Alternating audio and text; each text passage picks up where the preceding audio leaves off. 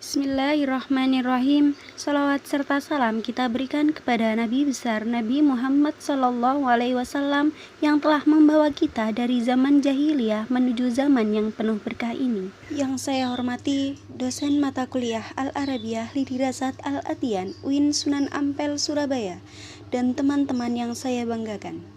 Di sini izinkan saya menyampaikan sedikit materi tentang Al-Kalimatul Arabiyah huwa ismun fi'lun hurfun wa alamatuha. Bismillahirrahmanirrahim. Kalimat dalam bahasa Arab yang dapat difahami dan yang tidak dapat difahami. Yang pertama, kalimat mufidah, yaitu adalah kalimat atau susunan beberapa kata dalam bahasa Arab yang memiliki arti sempurna. Contohnya, ayah sedang membaca Al-Quran, yaqra'u abi Al-Qur'ana. Yang kedua, kalimat ghairu mufidah atau kalimat bahasa Arab yang tidak sempurna dan maksudnya belum jelas atau belum sempurna. Contohnya, kitabun jadidun, kitab baru. Contoh tersebut belum sempurna dikarenakan kitab tersebut tidak diketahui pemiliknya. Kemudian kalimat mufidah yang pertama, jumlah ismiyah, adalah suatu kalimat yang didahului dengan kata isim atau kata benda yang tersusun dari mubtada dan khobar. Contohnya, alhamdulillah, segala puji bagi Allah. Yang kedua, jumlah fi'liyah, yaitu suatu kalimat mufidah yang diawali dengan fi'il yang tersusun dari fi'il dan fa'il. Contohnya, kharaja Ahmad. Kharaja adalah kata kerja yang berkedudukan sebagai fi'il, dan Ahmad pelaku suatu pekerjaan yang berkedudukan sebagai fa'il atau naibul fa'il. Kemudian kalimat ghairu mufidah yang pertama sifat mausuf. Contohnya kitabun jadidun. Kitab di sini berkedudukan sebagai mausuf atau yang disifati, dan sifatnya jadidun, baru.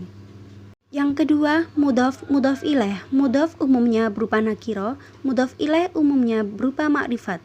Contohnya, kitabul mudarrisu, buku guru itu. Kitabun di sini berkedudukan sebagai mudhaf yang umumnya berupa nakiro, dan al-mudarrisu umumnya berupa makrifat berkedudukan sebagai mudhaf ilaih. Selanjutnya, pengertian isim, fi'il, dan huruf. Isim adalah kata benda atau setiap kata yang menunjukkan kepada manusia, hewan, tumbuhan, benda mati, tempat, waktu, sifat atau makna yang tidak berkaitan dengan waktu. Fi'il. Fi'il adalah setiap kata yang mengandung suatu makna tertentu yang berkaitan dengan waktu. Fi'il dapat termasuk kata kerja atau kata sifat. Fi'il belum tentu kata kerja, namun kata kerja sudah pasti fi'il. Yang terakhir, huruf adalah kalimat yang memiliki makna jika disambung dengan kalimat lainnya dan tidak menerima tanda isim serta tanda fi'il. Selanjutnya, saya akan membahas tanda-tanda kalimat isim, fi'il, dan huruf. Tanda-tanda kalimat isim yang pertama bisa ditanwin akhirnya, contohnya zaidun, kitabun, rojulun.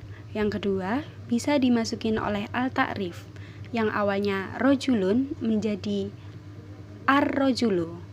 Yang ketiga, dimasuki oleh huruf-huruf qasam, yaitu wawu, ta, dan ba. Contohnya wallahi, tallahi, billahi. Kemudian yang keempat, dibaca jar atau akhirnya berharokat kasroh. Contohnya maliki yaumiddini. Kemudian yang terakhir, dimasuki oleh huruf-huruf jar. Contohnya fil masjidi. Kemudian tanda-tanda kalimat fi'il yang pertama didahului huruf qad. Contohnya qad qama zaidun. Kemudian didahului huruf sin. Contohnya yaqulu. Tambahan sin jadi sayaqulu. Ketiga, didahului huruf saufa. Contohnya saufa ta'lamuna. Keempat, sambung dengan tak fa'il mutlak. Contohnya darabta zaidan. Kelima, sambung dengan tak ta'nis sakinah. Contohnya insyaqqat. Yang keenam, sambung dengan ya muannas. Contohnya ta'allami. Kemudian yang terakhir, sambung dengan nun taukid. Contohnya linasfa'anna. Kemudian, kalimat huruf adalah kalimat yang memiliki makna karena disambung dengan kalimat lainnya dan tidak menerima tanda isim serta tanda fi'il. Maksud huruf di sini bukan seluruh huruf hijaiyah, namun huruf hijaiyah yang memiliki arti dan terdiri dari 1 atau 2 atau 3 huruf. Contohnya sebagai berikut.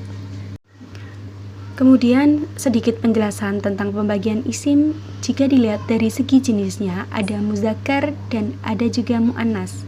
Muzakkar laki-laki dan muannas perempuan. Kemudian jika dilihat dari segi bilangan, yang pertama ada mufrad atau tunggal. Kemudian tasniyah, ganda atau 2. Kemudian yang terakhir jamak, lebih dari 2 atau banyak. Kemudian saya akan menerangkan sedikit pembagian tentang fiil yang artinya bisa telah, atau sedang, atau akan terjadi. Yang pertama ada fiil madhi, yaitu kata kerja yang terjadi di masa lalu atau telah lalu. Yang kedua ada fiil mudhari, yang artinya kata kerja yang telah terjadi dan akan terjadi di masa mendatang. Kemudian yang ketiga ada fiil amar, yaitu adalah kata kerja perintah. Akhirul kalam, subhanakallahumma wa bihamdika asyhadu an la ilaha illa anta astaghfiruka wa atubu ilaik. Ihdinas siratal mustaqim, wabillahi taufiq wal hidayah war ridha wal inayah, wallahul muwafiq ila aqwamit thoriq. Tsumma assalamu alaikum warahmatullahi wabarakatuh.